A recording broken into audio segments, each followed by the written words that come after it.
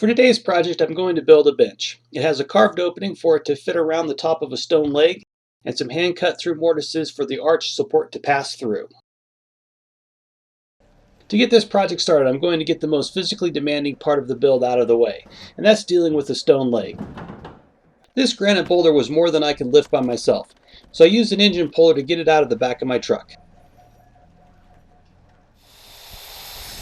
Once out of my truck, I rolled it around to the back of the shop and used an angle grinder to score around the bottom so I could cut it to size. I cut as deep as the grinder disc would allow and then used the cold chisel to break off the bottom.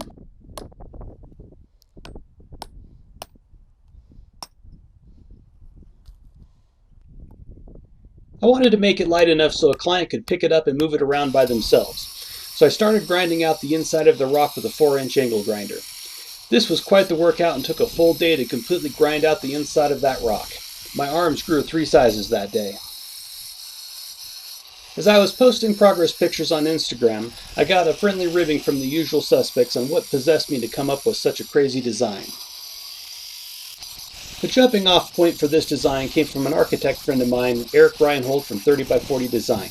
He designed a house where they took a granite boulder from the site and craned it through the roof of the house and turned it into a fireplace in the living room. There were a lot of challenges in fitting such an organic piece in a contemporary setting, so this got me thinking how I could incorporate stone into my work. The idea bounced around in my head for quite a while, trying to figure out what that piece should look like. Then on a trip back to Oregon and a short hike through the Cascades, it all came together, bridging the gap between refined joinery and organic shapes. Now that I ground out enough of the rock so the weight was manageable, I started milling the lumber for the top of the bench. After the glue dried, I started carving out for the rock to pass through the top. To get started, I drilled some holes through the top and started chopping out the opening with a chisel. To figure out how much wood I needed to remove, I set the board in place and traced out the shape with a Sharpie from the underside. Now for those of you who are yelling at your screen that I was going to ruin the angle grinder carving out that stone, you were correct. With the power carving disc installed on the grinder, I started relieving the material leading up to the line I had traced out earlier.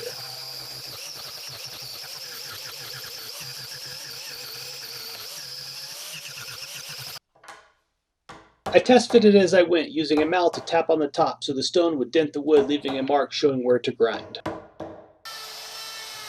As I got closer to the stone fitting, I switched to some smaller burrs and just kept repeating the process until I got really close to a nice fit. This took most of the afternoon to do.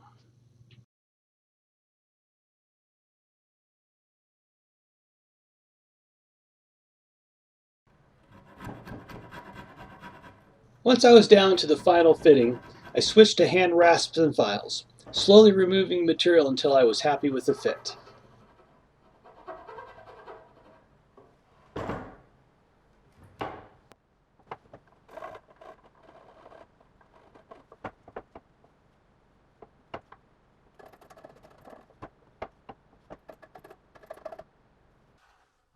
The final step was to use some sandpaper to round over any sharp edges and create a little space between the rock and the wood.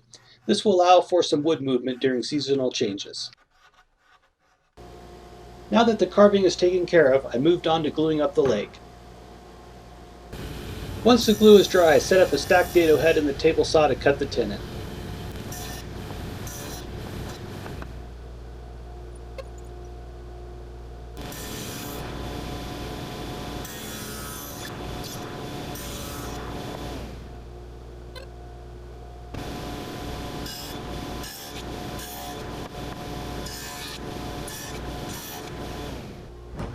The tenon is going to be wedged in place, so I used my shop-made jig to safely cut 2 slots to accept the wedges.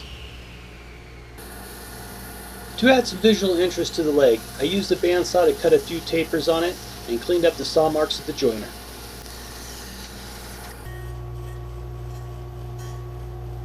Then I milled up some walnut for the wedges.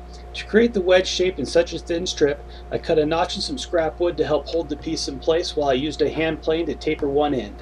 Just enough so it would slide into the slot of the tenon and tighten it up a bit. I made a jig that fit around the tenon and used it to route out the mortise in the top of the bench.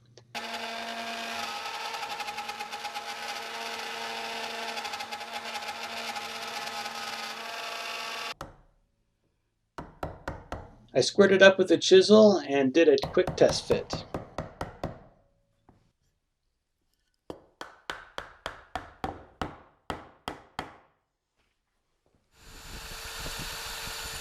To add some stability to the bench, I made a custom bracket to bolt the wood and stone together. This required me to drill a few holes where the wood and stone met. I used a glass drill bit cooled with water to drill out the holes. Of course, with the shape of the rock all over the place, it was hard to get a good reference to know what would be leveled to the top of the bench, so the steel rods were of course pointing down. To solve this, I cut a notch with an angle grinder, bent the steel, did a little test fit, and filled the void with a fat weld. Cut a piece of flat bar to weld to the rod stuck in the stone.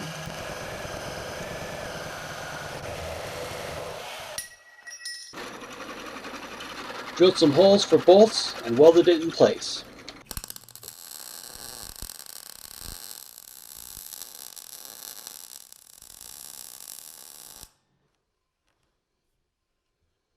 I transferred the bolt holes to the bench top and drilled and tapped the holes for some bolts.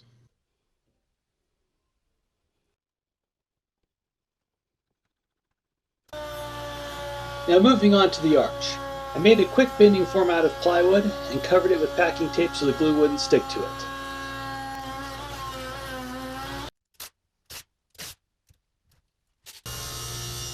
I cut some strips from walnut to bend around the form to create the arch and glued them up.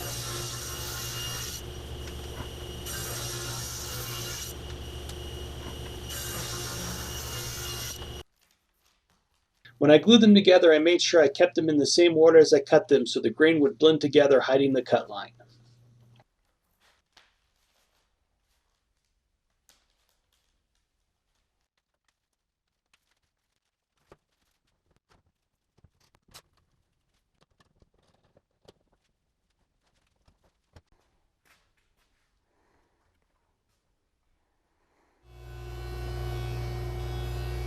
After the glue set up overnight, I cleaned up the squeeze out at the joiner and cut it to length with the Japanese pole saw.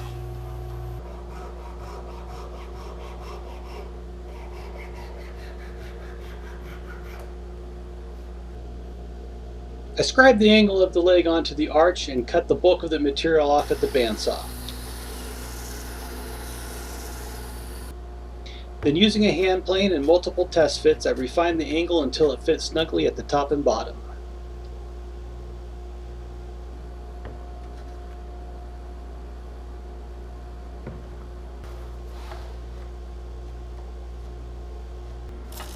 Once I was happy with the fit, I rounded over the ends of the disc sander. I did a little layout for the placement of the cross pieces and transferred the angle from the arch to my support pieces.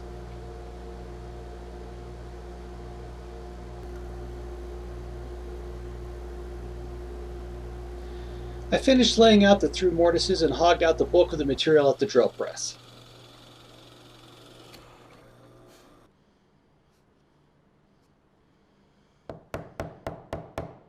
Then I started chiseling towards my layout lines. As I chiseled closer to the line, I paid attention to the angle I was holding the chisel at and tried to match it to the angle of the arch.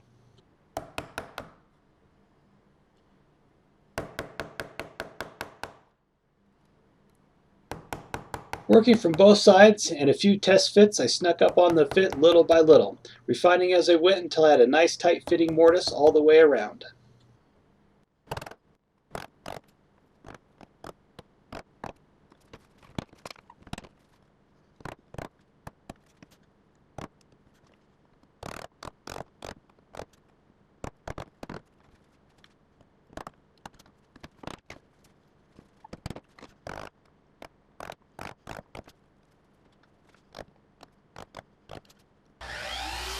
I cut it to length and I repeated the process for the rest of the cross braces. It's easier to sand everything before assembling, so I wrapped the leg in tape so I wouldn't get any glue on my freshly sanded surface. Once I got the leg positioned in place, I drove the walnut wedges in to secure everything.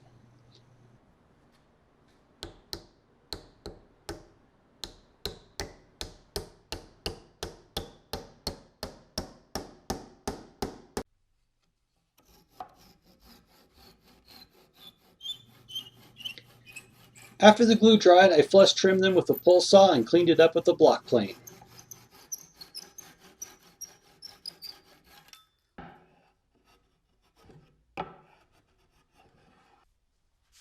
When freshly milled, mahogany has kind of an ugly pink hue to it. To get it back to that rich look we are used to seeing, I used some water-based dye to darken it up and pop the grain.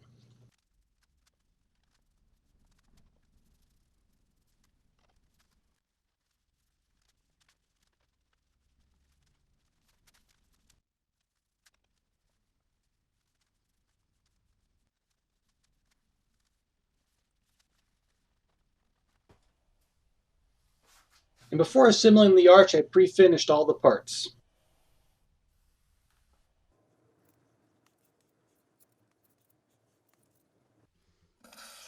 The final step before assembly, I decided to fill the void I carved in the rock with spray foam. The rock had a natural crack in it, and after removing the bulk of the structure, I wanted to make sure it didn't come apart. The spray foam filled all the nooks and crannies, and it is extremely sticky, so once dry, the shell of the rock should always stay stuck to the foam inside.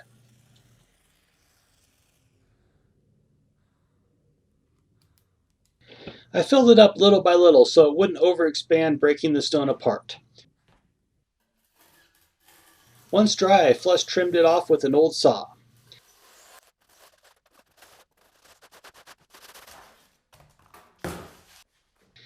I covered the bottom with felt to protect the floor and trimmed it to the shape of the stone base. It was finally time to assemble all the pieces. I used a slow setting epoxy so I'd have plenty of time to fiddle with the fit of the arch and to be sure everything was tight and aligned perfectly. The cross supports are held to the leg with dominoes.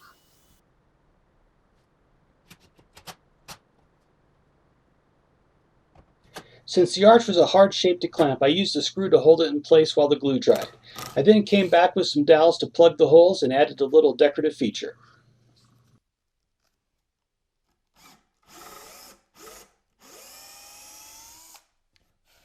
Of course, down to the last detail, as I drilled out the hole for the dowel, a piece splintered off. No big deal. I used some CA glue to glue it back in place, flushed it up with a chisel, drove home the dowel, and sanded and touched up the finish.